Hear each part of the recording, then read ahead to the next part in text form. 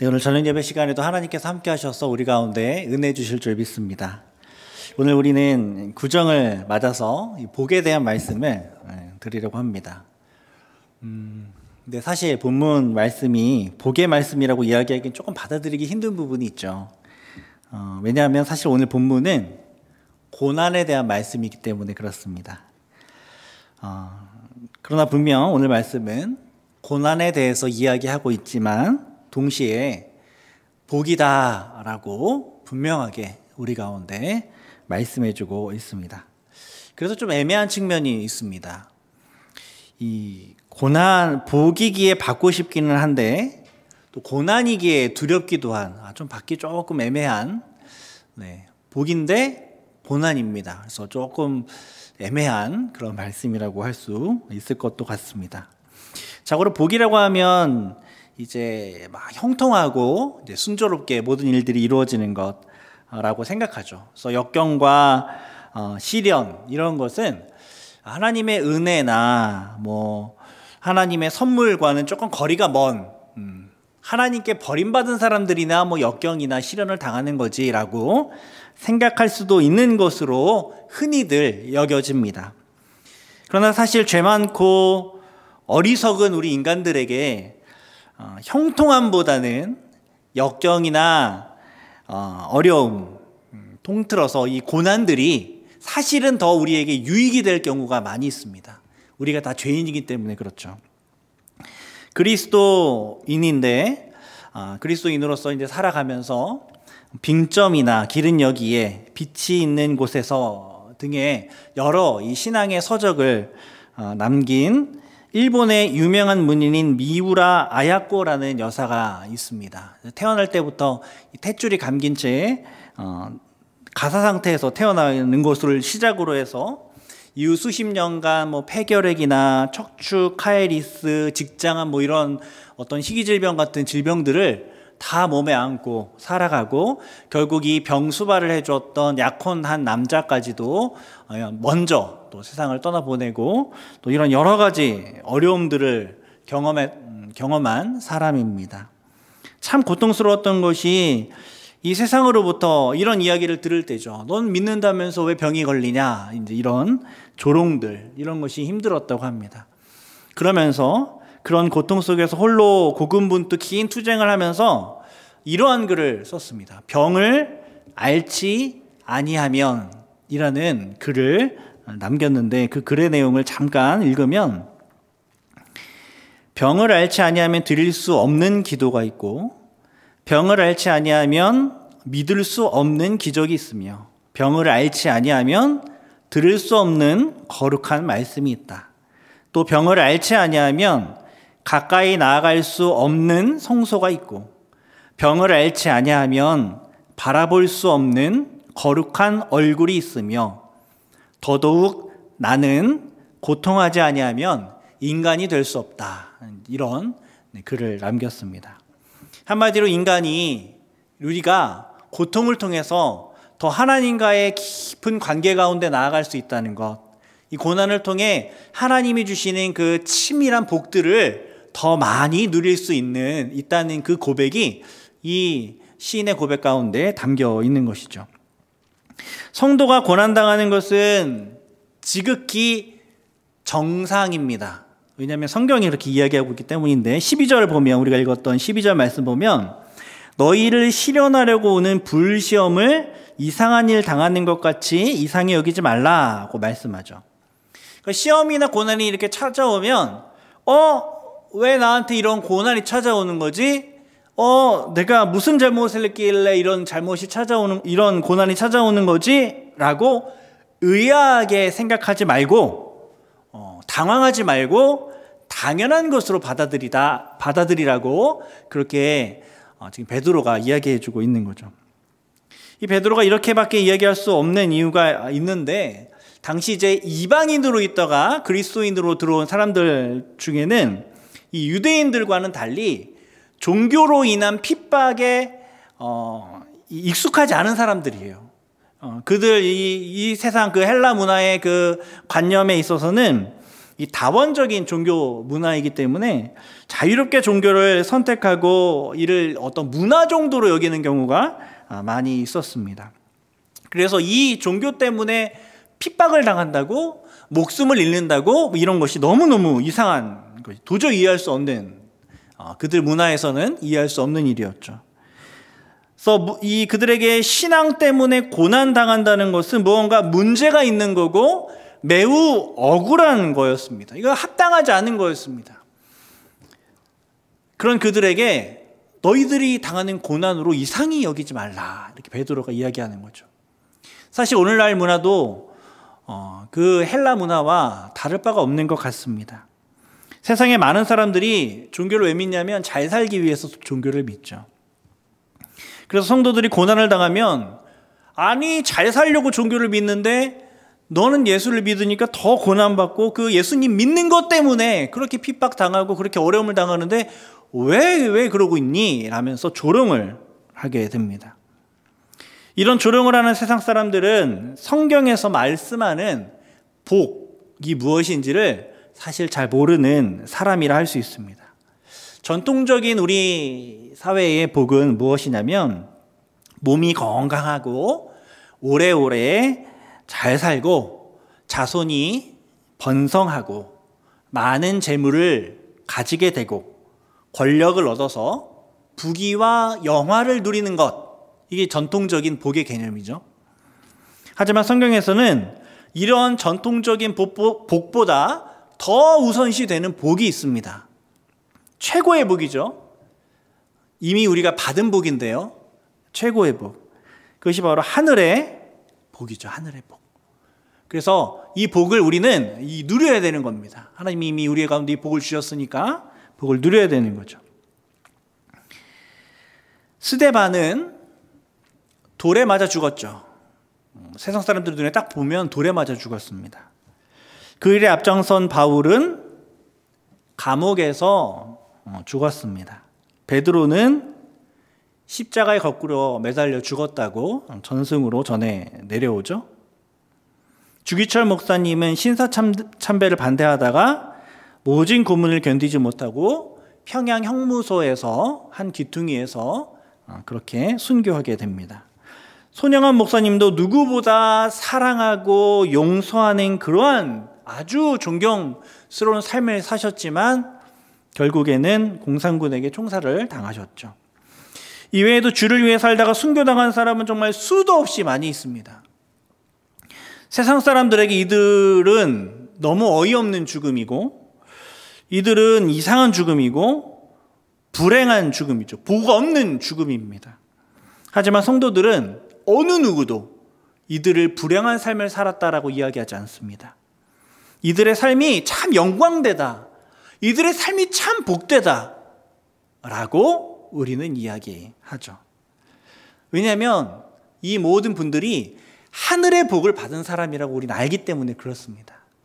그리고 그 하늘의 복이 이 세상의 어떤 복보다 더 귀하고 보배롭고 가치로운 이 복이라는 걸 우리는 알고 있기 때문에 그들을 영광스럽다라고 이야기하는 거죠.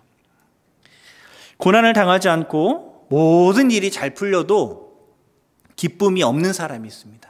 세상이 말하는 형통을 경험하고 있는데도 마음속에 기쁨이 하나도 없어요. 근데 여러 고난들이 찾아오지만 그럼에도 불구하고 기쁨이 넘치고 행복이 넘치는 그러한 사람이 있습니다. 어떤 사람이 복이 있는 사람일까요? 그래서 성도는 복이 있는 사람인 겁니다. 참된 복이 있는 사람.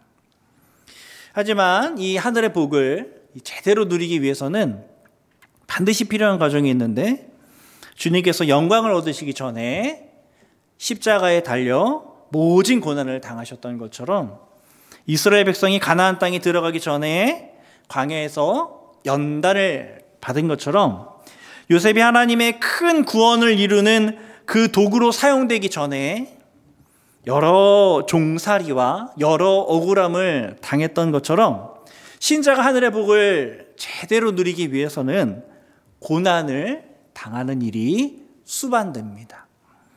13절 보면 오직 너희가 그리스도의 고난에 참여하는 것으로 즐거워하라 말씀하죠.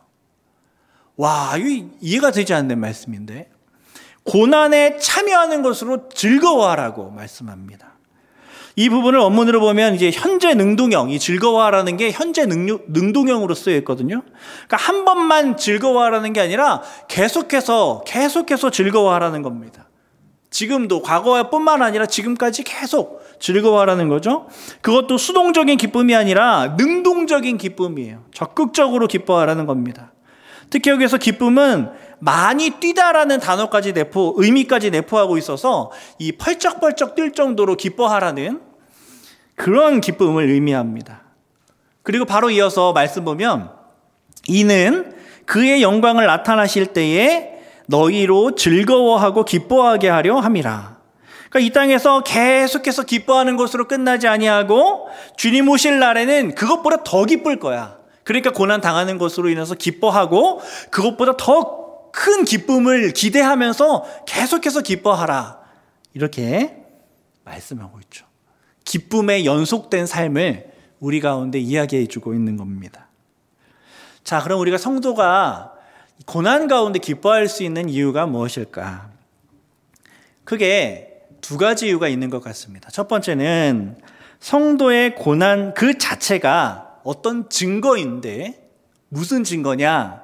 우리가 그리스도와 연합되어 있다는 증거이기 때문에 우리가 고난으로 인해서 기뻐하는 겁니다. 성도들이 이 땅에서 고난을 당하는 것은 세상 사람들이 말하는 것처럼 하나님께 버림받아서 고난당하는 것이 아니라 오히려 그리스도와 하나가 되었기 때문에 고난을 당하는 거예요. 성경의 말씀을 따르면 그렇습니다. 그리스도와 하나가 됐기 때문에 우리가 고난을 당하는 겁니다. 사도행전 5장을 보면 이 사도들과 초대교인들이 참으로 이상한 모습을 보여주고 있는 것을 우리가 보게 되는데, 이 대제사장들과 사두개인들이 시기가 가득해서 사도들을 옥에다 다 가둬 놓습니다. 그러면서 그들을 신문하면서 이제 막 죽이려고 하는데, 그때 가말리엘이라는 지혜로운 사람이 나서서 이렇게 이야기를 합니다.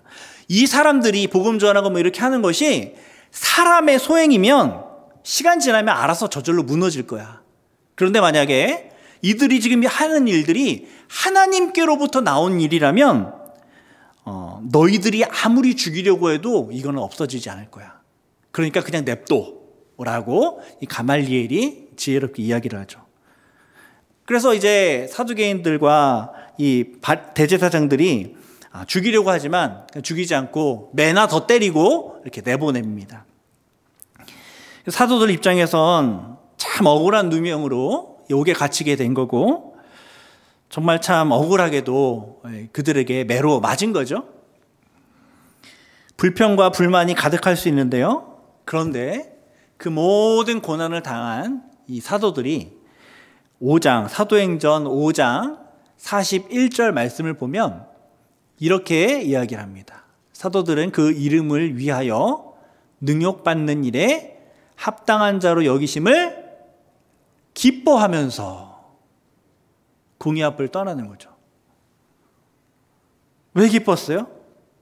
주님을 위해 능욕받는 것이 기쁜 겁니다. 주님을 위해. 나 같은 자가 주님을 위해 고난받을 수 있는 자격을 얻다니 너무 기쁜 겁니다. 나 같은 자가 그리스도의 고난에 동참할 수 있다니 너무 기쁜 거예요. 그리스도의 고난은 죄인을 구원하기 위해 받은 고난이죠. 그래서 하나님께 큰 기쁨이 됐습니다. 마찬가지로 이 사도들이 지금 당하고 있는 이 고난으로 인해서 하나님 나라의 그 놀라운 계획들이 실현되고 있는 것들을 보니까 채찍을 맞았고 억울한 일을 당하고 매를 맞았지만 너무너무 기쁜 겁니다. 감사한 겁니다. 그게 감격이었던 거죠. 주를 위해 고난을 받는다면 하나님이 우리를 참된 성도로 인정해주고 있다는 의미입니다. 아무나 고난당하지 않습니다. 하나님이 지극히 사랑하셔서 고난을 통해 연단시키기를 원하는 사람, 하나님의 마음에 합하여 고난을 이길 그런 성숙함이 있는 사람에게 하나님이 고난을 허락해 주시는 거죠. 그러하게 성도들이 고난 앞에서도 자랑하고 감사하면서 기뻐하는 겁니다. 또 성도가 고난 가운데 기뻐해야 될 두 번째 이유는 무엇이냐면 현재의 고난이 장차 있을 영광의 확실한 증표가 되기 때문입니다. 내가 지금 고난을 당하고 있다는 것이 장차 있을 영광의 어떤 증표, 확실한 증거, 이유 이런 것이 되기 때문에 그 고난으로 인해서 기뻐하는 거죠. 그리스도께서 이 땅에 고난을 먼저 겪으신 후에 그 다음에 부활과 승천을 거쳐 우주 최고의 권세와 영광을 얻으셨죠. 그렇기 때문에 주님께서도 누가복음 24장 26절을 통해 누가복음 24장 26절을 통해 이런 말씀을 합니다. 그리스도가 이런 고난을 받고 자기의 영광에 들어가야 할 것이 아니냐. 고난을 받고 자기의 영광에 들어가는 거죠. 뿐만 아니라 베드로전서 1장 10절, 11절 이 말씀을 통해서 이 구원에 대하여는 너에게 임할 은혜를 예언하던 선지자들이 연구하고 부지런히 살펴서 자기 속에 계신 그리스도의 영이 그 받으실 고난과 후에 받으실 영광을 미리 증언하여 누구를 또한 어떠한 때를 지시하는지 상고하니라. 이 무슨 말씀이냐면 성경이 고난을 받고 그 다음에 고난의 때가 있고 영광의 때가 있다는 것을 알려주고 있다는 거예요. 즉 고난과 영광의 시간표가 성경 안에 기록되어 있다. 그것을 우리 가운데 이야기를 해주고 있는 겁니다. 먼저 고난을 당하고 나중에 영광을 얻게 되는 것은 성경의 공식입니다. 성경에 나와 있는 공식. 성경이 예정하고 있는 영광의 패턴이 바로 고난 먼저 그 다음 영광이에요. 예수님께서 그 과정을 쫓아 영광을 받으셨다면 그리스도와 연합한 성도들도 그 과정을 쫓아 영광을 얻을 것. 내가 지금 그리스도께서 가시는 그 길을 그대로 따라가고 있구나. 그 생각으로 인해서 기뻐지는 겁니다. 나도 그리스도와 함께 영광을 얻게 되겠구나. 기쁨이 찾아오게 되는 것이죠. 그래서 성도는 고난 가운데서도 기뻐하고 소망으로 살아가는 겁니다. 그뿐 아닙니다. 성도가 고난을 당할 때 일어나게 되는 놀라운 현상이 있습니다. 그건 14절, 오늘 우리가 읽은 말씀 14절에 기록되어 있는 성령의 역사하심입니다. 우리가 주를 위해 고난을 당할 때 영광의 영, 곧 하나님의 영이 우리 위에 계신다. 이렇게 말씀을 하죠. 그 예가 사도행전 7장에 기록되어 있는데 돌에 맞아 죽은 스데반 이야기입니다. 사도행전 7장 55절부터 보면 이렇게 기록되어 있죠. 스데반이 성령이 충만하여 하늘을 우러러 주목하여 하나님의 영광과 및 예수께서 하나님 우편에 서신 것을 보고, 지금 스데반이 어떤 상태냐면 성령이 충만해서 하나님을 보고 있는 상태입니다.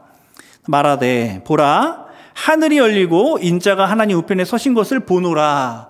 얼마나 놀라운 광경을 지금 보고 있습니까? 근데 그러자 그들이 큰 소리를 지르며 귀를 막고 일제히 그에게 달려든 겁니다. 그에게 막 달려드는 거예요. 죽이려고 달려드는 거죠. 큰 소리를 지르면서 58절 성 밖으로 내치고 돌로 칠세 증인들이 옷을 벗어 사울이라는 청년의 발 앞에 두니라. 돌로 쳐 죽인 겁니다. 그들이 돌로 스데반을 치니 스데반이 부르짖어 이르되 주 예수여 내 영혼을 받으시옵소서. 하나님을 만나고 있는 거죠. 60절 무릎을 꿇고 크게 불러 이르되 주여 이 죄를 그들에게 돌리지 마옵소서. 이 말을 하고 자니라. 돌에 맞아 죽는 비참한 장면인데 스데반은 전혀 비참하지가 않습니다. 이때 그는 오히려 어느 때보다 하나님과 친밀한 관계 가운데 있는 거죠. 하나님의 영광을 보면서 너무너무 기뻐하고 있는 그때 가장 큰 고난을 당하여서 하나님께 가게 됩니다. 우리가 가장 성령 충만할 수 있을 때는 좋은 일이 계속해서 일어날 때가 아니라 그럴 때는 오히려 사실 나태해집니다. 좋은 일이 계속 일어나면 나태해져요. 하나님을 찾지 않는 강팍한 모습이 우리 가운데 나타납니다. 정말 성령 충만할 때는 우리가 경험적으로 알죠. 정말 성령 충만할 때는 언제냐? 고난 가운데 있을 때입니다. 어려움 가운데 있을 때, 간절한 기도의 제목이 있을 때, 눈앞이 깜깜해지는 고난이 찾아오고 너무나 억울한 일을 당하게 되고 너무나 큰 시련이 닥쳐와서 하나님 앞에 엎드릴 때, 우린 그때 하나님을 많이 만나죠. 그러면 하나님의 영이 우리에게 임하는 걸 경험하고 내가 너와 함께한다, 그것을 우리가 기도 가운데 경험하게 되는 것이죠. 우리가 흘리는 눈물이 슬픔의 눈물이었다가 하나님의 임재로 말미암아 기쁨의 눈물로 변하게 되는 그런 놀라운 경험들이 우리 고난 가운데 계속해서 있다라는 거죠. 그러면 그 고난이 슬픔입니까? 기쁨입니까? 우리에게 기쁨이 되는 겁니다. 그래서 고난은 하나님이 성령을 내려주시기 위해 우리에게 주시는 선물이 되는 겁니다. 이렇게 고난에 대해서 이렇게 이야기하다가 베드로가 혹시라도 또 오해할까봐 주의사항을 이야기해 주고 있습니다. 고난의 주의사항. 모든 고난이 다 유익이 아니라는 거죠. 모든 고난이 다 유익이 아니라는 겁니다. 15절과 16절을 보면 베드로는 성도가 당하는 고난을 두 가지로 나누어서 설명합니다. 성도가 절대 받아서는 안 되는 부끄러운 고난과 또 반대로 받을수록 자랑이 되는 영광스러운 고난, 이 두 가지에 대해서 이야기합니다. 먼저 15절에 성도가 절대 받아서는 안 될 고난을 말씀하는데 뭐냐면 살인이나 도둑질이나 악행이나 남의 일을 간섭하는 자로 고난을 받는 사람, 이런 경우 살인이나 도둑질과 같이 국법으로 금하는 범죄, 둘째 악행과 같이 일반적으로 비난받는 일, 셋째 남의 일에 간섭함으로 받는 그런 고난, 이런 종류로 받게 되는 고난은 절대 받지 말아야 되는 부끄러운 고난이라는 거죠. 우리의 죄와 역정으로도 고난을 당할 수가 있습니다. 다 똑같은 고난이 아니에요. 이런 고난은 우리는 절대 받아서는 안 됩니다. 당연한 말이지만 이런 고난은 전혀 기쁘지가 않습니다. 이런 고난은 하나님께 영광이 되지도 않습니다. 개인에게 유익이 되지도 않습니다. 교회까지 악한 영향을 끼치게 됩니다. 물론 하나님이 역사하셔서 이 고난 가운데 다시금 하나님 앞에 회개케 하는 그런 역사가, 이 죄를 손으로 바꾸는 하나님의 놀라운 역사가 있지만, 그럼에도 불구하고 이런 고난은 우리가 기꺼이 받아야 하는 고난이 아닙니다. 이런 상황 가운데 우리는 놓여져서는 안 됩니다. 특별히 남의 일에 쓸데없이 간섭함으로 고난받지 말라고 말씀하죠. 당시 유대인들이 선민의식에 사로잡혀서 이 율법을 가지고 율법 지식을 내세우면서 하는 일들마다 딴지를 걸면서 감독관처럼 이렇게 하지 말라, 이렇게 하지 말라 하는 그런 경우가 있었습니다. 그로 인해서 고난을 당하는 경우가 많이 있죠. 어떤 마음입니까? 이게 교만한 마음이죠. 교만한 마음으로 다른 사람을 정죄하면서 괜히 고난받지 말라 말씀하고 있는 겁니다. 예전에 아이들이 좋아하는 TV 프로그램이 있었는데, 모여라 딩동댕 유치원이라는 그런 TV 프로그램이 있었습니다. 거기에 보면 악역으로 나오는 사람이 두 사람이 있어요. 나쁜 역할. 두 사람인데 이 사람 이름이 참 독특해서 제가 기억을 하고 있는데, 첫 번째 이 악인의 이름은 무엇이냐면 나신데 나잘란입니다. 나잘란. 그 두 번째 이 악인의 이름은 더잘란이라는 이름입니다. 악인으로 나와요. 나잘란과 더잘란은 악인입니다. 아이들이 볼 때에도 이 잘난 척하는 사람은 나쁜 사람이다라는 인식이 있는 거죠. 교만한 마음으로 남의 일에 간섭하게 되었을 때 고난을 당하는 것은 불보듯 뻔합니다. 성도는 이런 악한 본성으로 인해 당하는 고난은 피해야 합니다. 특별히 이 고난의 특징이 교만과 욕심으로부터 기인한 것이다라는 것을 우리는 기억하면서 고난을 당할 때 혹시 우리의 교만과 우리의 욕심으로 말미암는 고난이 아닌가 돌아보면서 하나님 앞에 서 있어야 하겠죠. 그리고 우리가 반대로 당해야 되는 고난, 그 고난은 어떤 고난이냐면 그 반대겠죠. 겸손과 진리로 인한 고난입니다. 겸손과 진리로 인해 당하게 되는 고난. 막 겸손한 자세로 사람을 대했습니다. 그래서 고난이 찾아올 때. 하나님의 진리를 전하기 위해서, 하나님의 진리대로 살기 위해서 고난을 당했습니다.